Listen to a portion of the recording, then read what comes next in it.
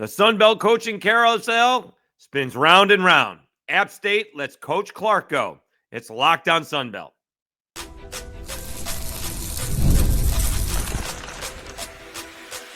You are Locked On Sun Belt, your daily podcast on the Sun Belt Conference, part of the Locked On Podcast Network, your team every day. All right, Dave Schultz, Locked On Sun Belt, your teams every day. Today's episode is brought to you by Game Time.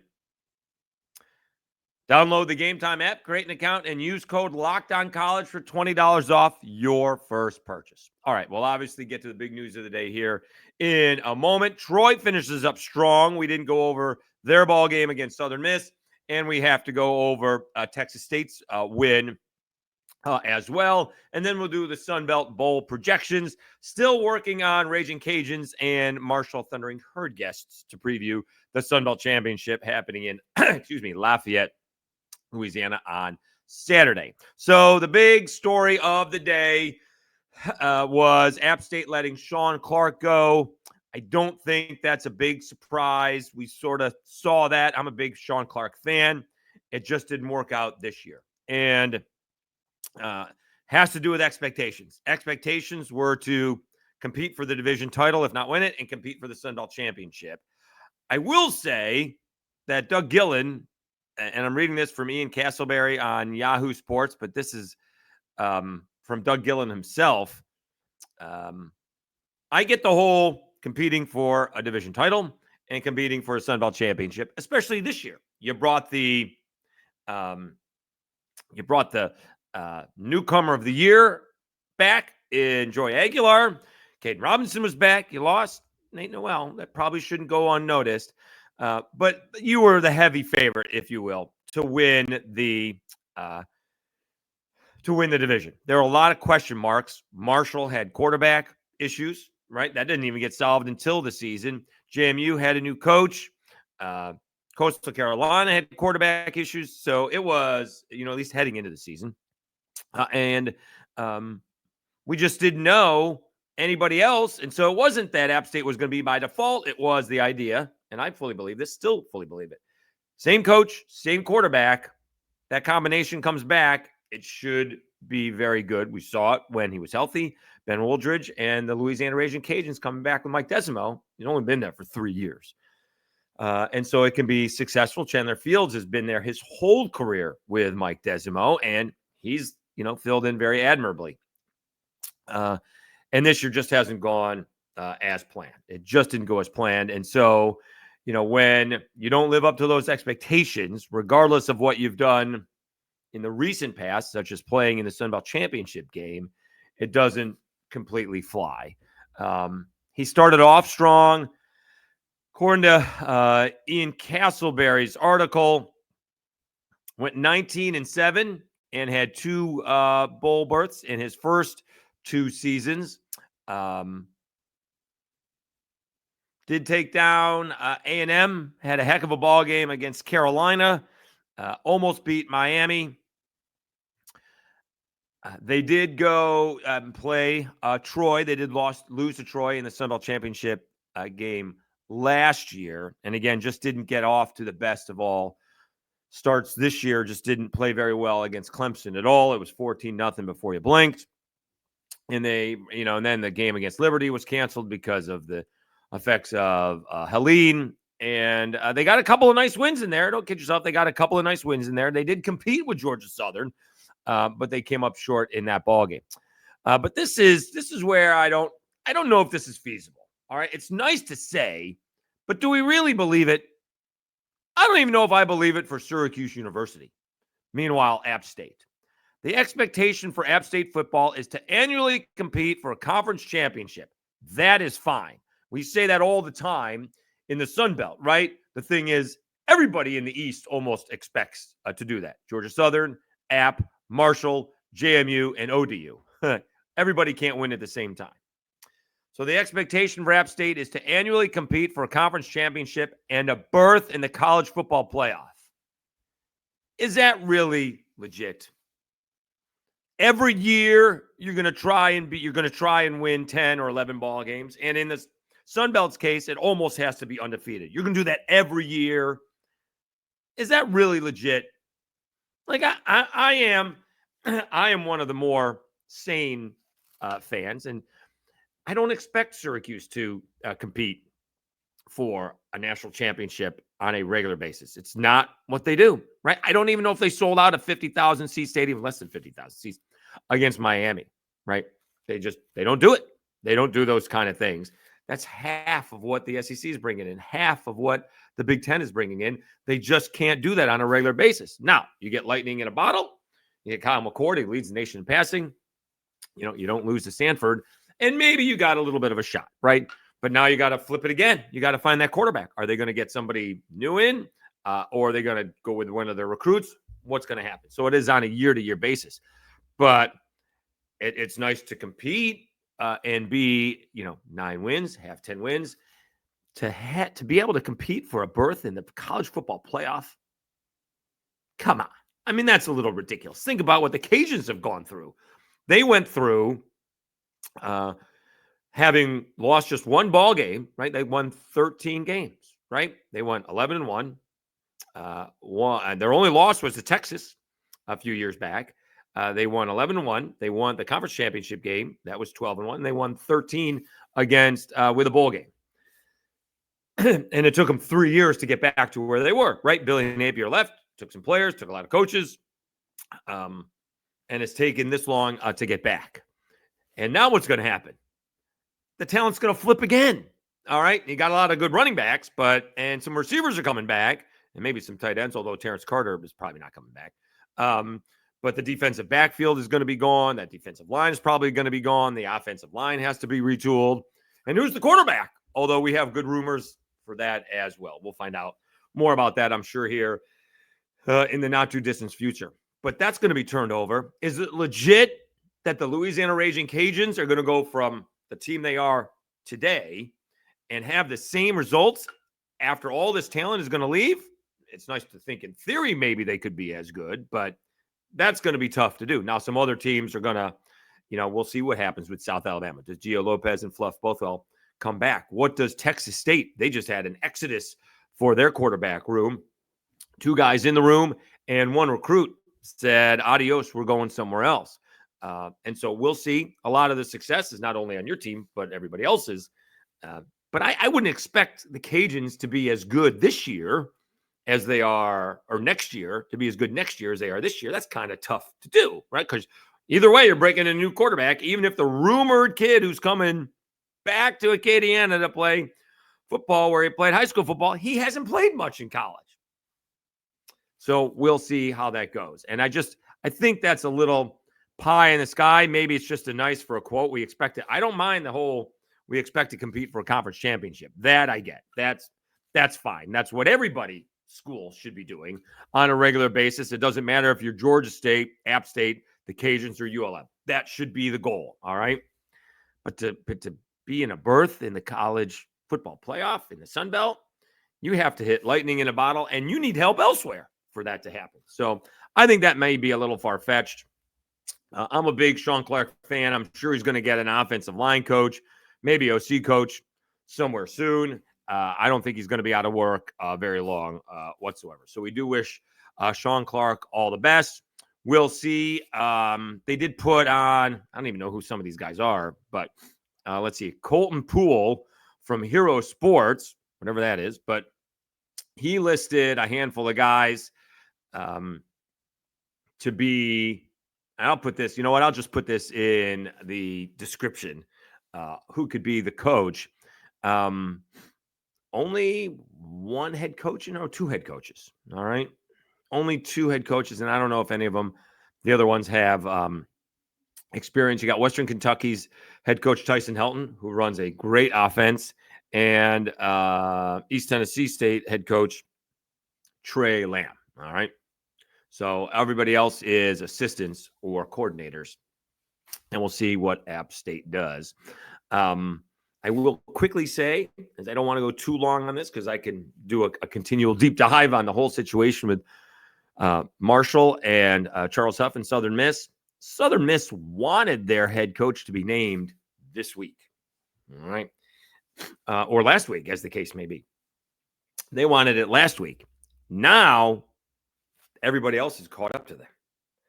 Teams that are, have openings, I'm sure they've been working on it. And so, because we haven't had an announcement from Southern Miss who they're hiring, and unless the Neil Brown firing opens up someplace for Charles Huff to go, still thinking he ends up at Southern Miss. We'll see. All right. It's just very odd. The whole situation is very strange. It's great for me personally because of the content, but that's neither here nor there, right? Also, here's the other thing about coaches getting firing. It's not the head coach. Shawn Clark is going to get paid for 2 years. His family and he have been well compensated since he's been at App State. It's all these other guys, and they make a pretty good living compared to you and me for the most part, right? They're bringing in high 5, low 6-figure deals. But now they got to uproot their family. They got to find new jobs, new schools. I hate it for some of those assistants. And then there's some people from behind the scenes that are, living just a little bit more than paycheck to paycheck. And that's where, the firing really comes down to hurt that's behind the scenes people that maybe we don't even know of. So that's where I don't make light of people getting fired, especially in college football. The head guys, they'll be fine. All right. And again, Shawn Clark's going to have a job, I would presume by the new year. All right. He will have a job and probably have his pick of the litter on where he wants to go as either an offensive line coach or OC. But it just seems very odd that Southern Miss, had one of the first opportunities to hire a head coach and they haven't done it yet. And so it seems like it's still heading in that direction, unless, of course, which would be crazy. We want to talk about crazy. Going from the same conference from Marshall to Southern Miss is one level crazy. Going from Marshall to West Virginia is another level crazy. That's why Billy Napier was never getting that LSU job. People would not allow that to happen, and not necessarily the people in power. It's the people with the money. They would never allow that to happen. I don't know what the politics are in West Virginia, but that would be just as crazy if all of a sudden West Virginia's got an opening and Charles Huff is going, we don't have to move too far. We'll see. We'll see how that goes. All right, let's take a timeout. We'll recap the ball games that we did not do. Texas State, along with Troy and Southern Miss. And then we'll do those Sun Belt Bowl projections. It wasn't very pretty. I did not see some of the bowl games. It didn't look good, as far as I was concerned. I do have an update, though, on how the Sun Belt works in conjunction with the New Orleans Bowl. All right, so we'll talk about that as well. We will do that after I tell you about Game Time.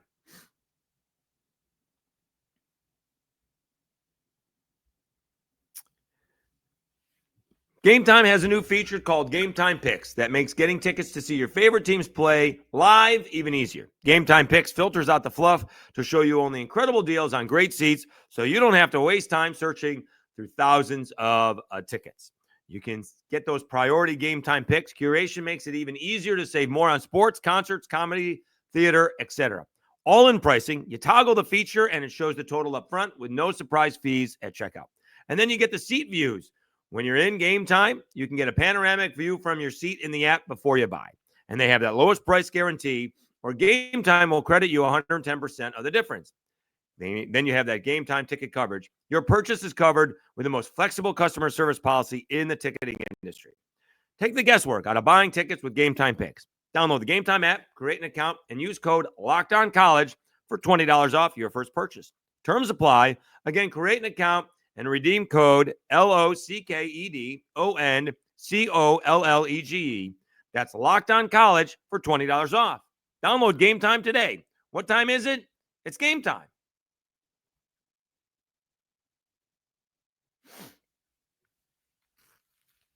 All right, Dave Schultz, Locked On Sunbelt, your teams every day. By the way, you guys are the best. And obviously, there's games that drive interest, but it really is recruiting and coaching changes. And we just had a record-setting week on this podcast. I had September was a record-setting month. October beat that. November beat September, but didn't beat October. But the last week, in fact, if not, well, the last week, which seeps into December, was the best week we ever had. And I thank you so much for that. We got a lot going on from the coaching changes to the Sun Belt Championship to the transfer portal to early signing day. It is not a lack of content, not to mention basketball season's going on. So eventually we'll get back to the basketball, but we got a lot of football to go over. And we'll see if we get another, is G.J. Kinney staying at Texas State? He's turned around that program. They jumped in the river twice. They're going back-to-back bowl games. He's getting a lot of play for not – he's won a lot at Texas State the way Texas State used to win, but usually you get a lot of play like if you win a division or you're playing in a championship game. I know rumors are out there, maybe UCF. I don't know. Obviously, he's making $2 million now at Texas State. So there may be an opening there. Again, we may have, do we have one or two openings with Marshall and Southern Miss? And we got another opening with App State. And that may be it. Maybe Ricky Ronnie at ODU, but I don't think so. I don't think that came down on Monday. But we do have, right now we have two openings. And we'll see if one opening creates another opening. And then we'll see if anyone comes calling for G.J. Kinney. Should also be mentioned on a side note. We mentioned it yesterday. I need to put this part of the video up on what Mike Desimo said. He's not going anywhere. He's home. He's from Acadiana. Played college football for the Cajuns. Coached high school football in the area. Became an assistant coach. Became the head coach. He's not going anywhere. And that's what he said. At least that's his intention. When someone intends to pay you $5 million to go coach somewhere, it changes your intentions. So that would be understandable. But at the same time, here's the thing. He's got a little bit of a leash in case things don't go well next year, because we know what happens 2 or 3 years. Now, you can't have back-to-back bad years. That's for sure. All right. And the bottom can't fall out either. But, you're going to contend for a bowl game, and you could still contend for the division and, depending on the injuries, which have mounted up lately for the Cajuns. All right. Well, let's get back to the football games. Speaking of Texas State, we got to go back to Friday night, right? Texas State took down South Alabama 45-38. And, this game was a pretty good football game. It was back and forth. Texas State jumped out on top 7-0. South Alabama jumped on, tied it up and took the lead 14-7. And then Texas State made it 21-14. Jaguars took a 28-21 lead in to half. It was 31-28 Texas State. It was 35-31 South Alabama. And then it ended up being a 45-35 Texas State. And the Jaguars could get as only close to 7 with a field goal. They got outscored. Texas State outscored South Alabama 24-10 in the second half to win by 7. And we just saw a lot of good play, some bad interceptions, and then we did have a couple of questionable hits, but Gio Lopez was sliding, and one of the Texas State Bobcats defensive linemen hit him. Shouldn't have been targeting, but it absolutely should have been a late hit. I do not care how close the defensive lineman is. Not to mention, in this case, he wasn't all that close. Gio Lopez slid, and defensive lineman took another step or two. And I know it's at full speed, as full speed can be for defensive lineman, but I know it's at full speed, but he still slid and hit him in the head, and it should have been a penalty. Jordan McLeod, 21-28, 248 yards with a touchdown. He threw 2 interceptions. Gio Lopez, 16 for 23 with 190 yards and a touchdown and 2 interceptions. Ishmael Mahdi had maybe his best game of the year, 20 carries, 147 yards and a touchdown. Fluff both well. Just 6 carries, 81 yards and 2 touchdowns. He ended up, I don't know how many touchdowns Mahdi had the other day. Let's see the Sun Belt thing, because are your 2 rushing leading touchdown guys, freshmen, by the way. Hardy led the conference in rushing touchdowns coming into the game. And he does finish with 13, but so does Fluff Bothwell. So he only had one on the day. Fluff finishes with 13. Jalen White for Georgia Southern finishes with 12. So the two guys, Ahmad Hardy and Fluff Bothwell, both true freshmen. And they both finish with 13 rushing touchdowns, tied for tops.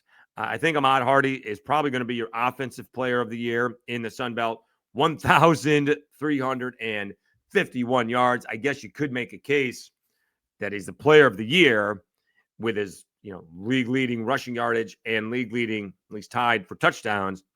But not often do you see, a team that has 6 straight losses and, isn't going to a bowl game to have the player of the year. Usually that's not the case. So we'll see what happens.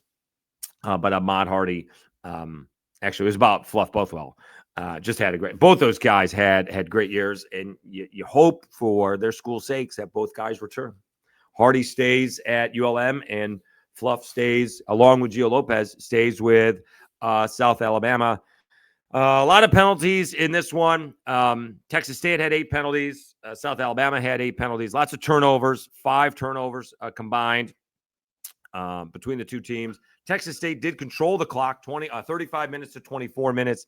And again, this is just an odd year, really, for both teams, right? Texas State coming off an embarrassing loss to Georgia State, and they end up taking down South Alabama on the road. South Alabama had gotten 2 big wins over Louisiana and Southern Miss after they had blown what would have been a big win against Georgia Southern, and then they lose at home to Texas State. They really could have been riding, like a 5-game winning streak heading into that ball game. But, they lost to Georgia Southern and they lost to Texas State at home. They lost to North Texas home. They did not have a very good home season. Oh, geez. And they lost 3 times at home. Yeesh. Nonetheless, they're going to a bowl game, and they could pick up their 7th win. Texas State also going bowling, and they got their 7th win as well, right? Yeah, Texas State got their 7th win. They're already 7-5. South Alabama 6-6. They're 5-3 in the conference. Texas State also finishes 5-3 in the conference. Troy finishes up very strong, 52-20, as the bottom falls out for Southern Miss. Troy does cover what was a huge point spread. Troy wins like 3 out of their last 4 ball games, and that one loss is to the Cajuns, I think.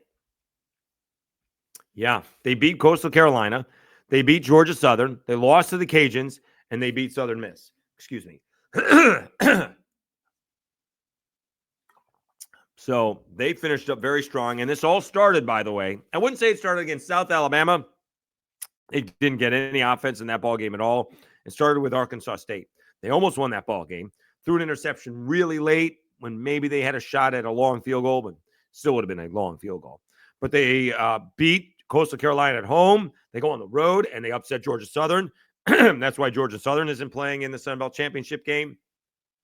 Took it on the chin to the Cajuns, but that game was closer than that score would appear, as it was a 1-score game in the 4th quarter before the kickoff return and turnover on downs and an easy touchdown late for the Cajuns. And then they blow out Southern Miss. And so now you're wondering, or I'm wondering, is Caldwell the guy for Troy in terms of the quarterback play? He's played better as of late, that's for sure. 14-26, 187 yards in this one. Taylor, 23 carries, 169 yards, and 3 touchdowns. And you still have Goose Crowder coming back as well. Southern Miss, just bad year. Tate Rodemaker, kind of the season that, they had. 18 out of 30, 234 yards, 2 touchdowns, 2 interceptions. Southern Miss has got to figure out a head coach, and they got to figure out a quarterback. And they just have not been able to do that since Will Hall arrived. They just have not been able to do that. Reed Stringer, my guy, tried to keep it together, fell apart. And we'll see what direction Southern Miss goes in, if it is Charles Huff or it not Charles Huff. So we shall see about that. All right, let's take a timeout. We'll see what those Brett McMurphy bowl projections are for the Sun Belt. We got 8 teams. Sun Belt's got 8 teams. It was 12 last year. We got 8 this year. I mean, that's pretty good. ULM missed out on it, and ODU missed out on it, on what could have been probably 10 teams is kind of the max for this year. But we will do that after I tell you about FanDuel.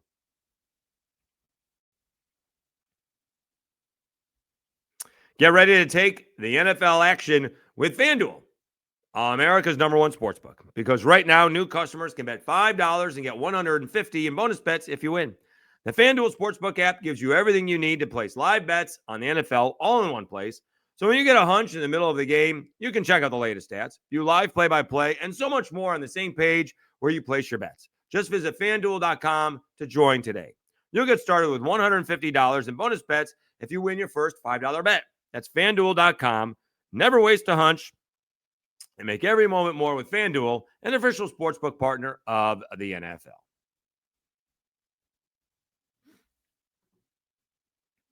Dave Schultz, Lockdown Sun Belt, your teams every day. All right, let's check out some of these bowl projections prior to, and maybe I should write these down, prior to the bowl announcements, which are coming on a Sunday, right? So we've done the Brett McMurphy. I know different places have, different websites do different ones, but I wanted to keep it consistent. Brett McMurphy with the Action Network, and he does a pretty good job with these. Veterans Bowl in Montgomery has Toledo against South Alabama, so South Alabama wouldn't go too far, just a couple hours up the road. That is one. Texas State gets to stay in state. They go to East Carolina. They would play East Carolina in the Frisco Bowl. Both these games have the Sun Belt team in as favored. South Alabama favored by 6.5. Texas State favored by 5. So that's 2 teams in the Sun Belt. Georgia Southern taking on Ohio in the Boca Raton Bowl. Ohio is favored by 4 in that one. Bobcats have had a good season. They did take down South Alabama. Gio Lopez didn't play in that one, but Ohio's had a pretty good season. So that's 3 teams. JMU gets to the New Orleans Bowl. And this is where I asked my guy, Craig Stevenson, about how does it work with the New Orleans Bowl this time and the Sun Belt. And so I asked him, does the NOLA Bowl get the Sun Belt champion? He goes, not anymore. NOLA gets second choice. Mobile, the bowl there, gets the 6th. Other than that, ESPN slots whoever they want, wherever they want. I would guess he would guess if the Cajuns win, they might get NOLA. If Marshall, maybe somewhere in Florida or closer to West Virginia. All right. The problem with that is, here's the thing.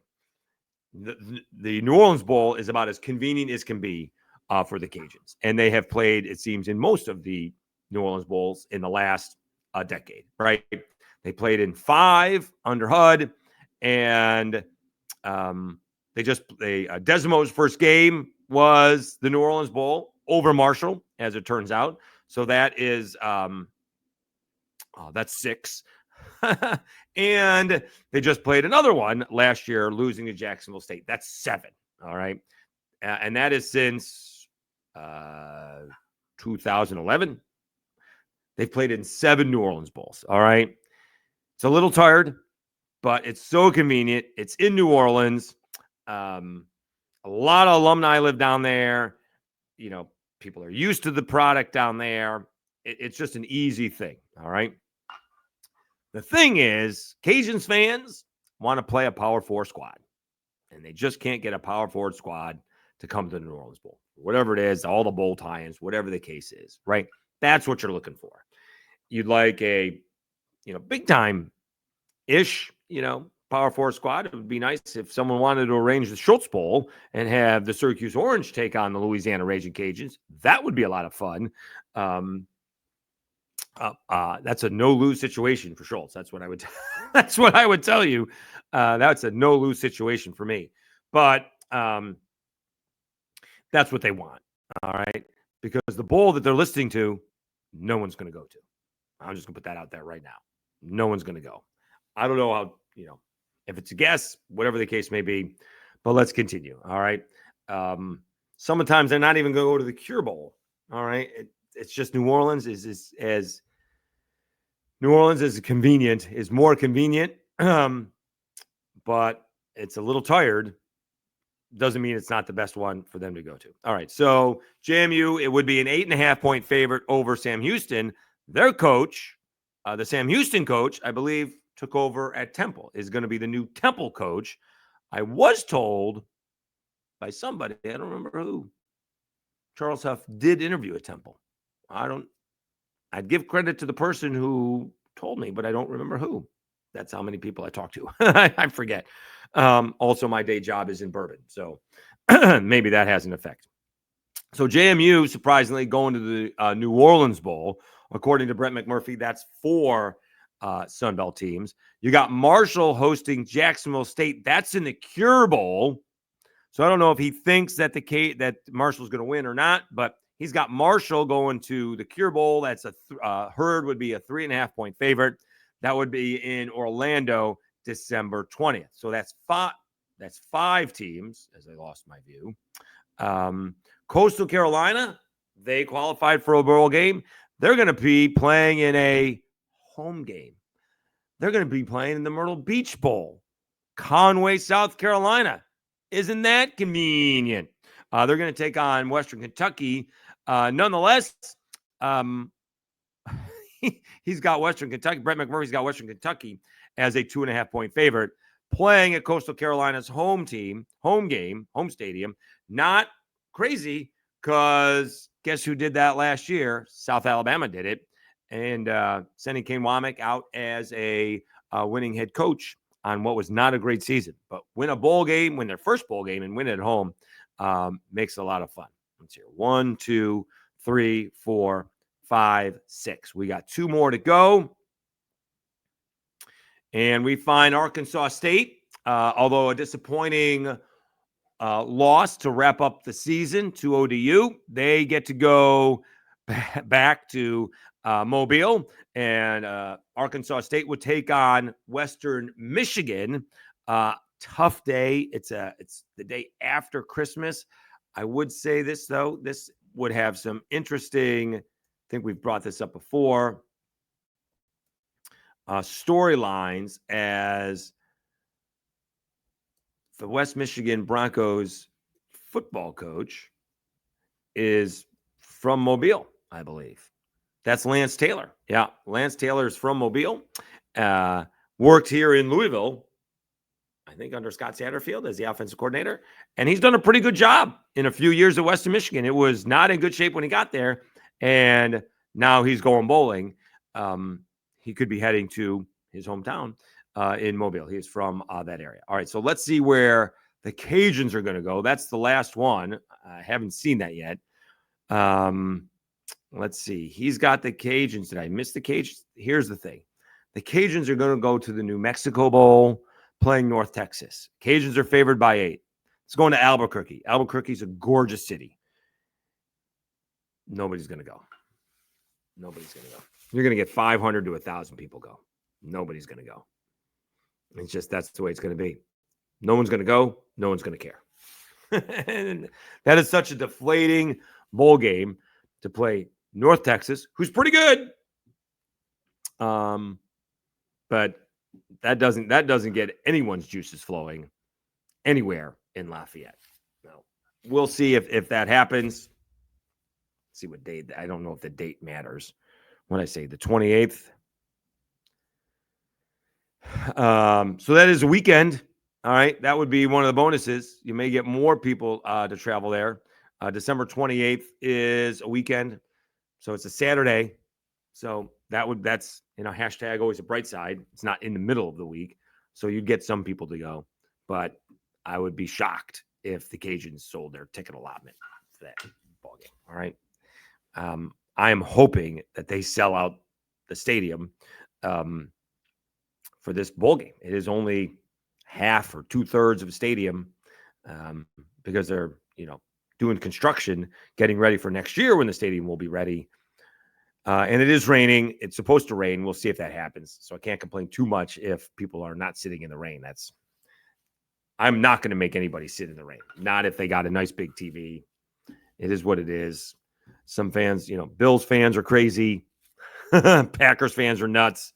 I'm not sitting out in the rain for a Sun Belt championship game. So I won't blame anybody if that happens. If the weather's not good, if the weather's a little chilly, put on a second pair of socks and a sweatshirt and a jacket and wear some gloves. But the rain, it's the one thing of weather you can't really dress for. Being wet is miserable.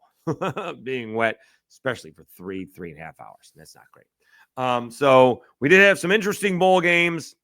I don't think it's a great bowl game for the Cajuns. And someone can absolutely turn my mind around on that. Albuquerque is a gorgeous city, right? Growing up with Bugs Bunny, I made the wrong turn at Albuquerque, or I should have made a left turn at Albuquerque. But other than that, it doesn't get anyone's juices flowing. Going to Albuquerque to play North Texas, that doesn't do anything for anybody. Not for the Cajuns fans. Anyways, at least that's what I think. All right. I know they're focused on the Sun Belt Championship, but they want to play. In that case, they would much rather go to the New Orleans Bowl and play Jacksonville State again, if that's the case, just to have another shot at them after losing last year. But they don't. Going to New Mexico would be disappointing. That's what I think. Anyways, okay, so we are going to still try and get some guests on, Thundering Herd guests and Cajuns guests, and we'll continue to preview what should be a really good bowl game. Remember, it's still a backup quarterback in Chandler Fields. Technically, it's Braylon Braxton is the backup quarterback.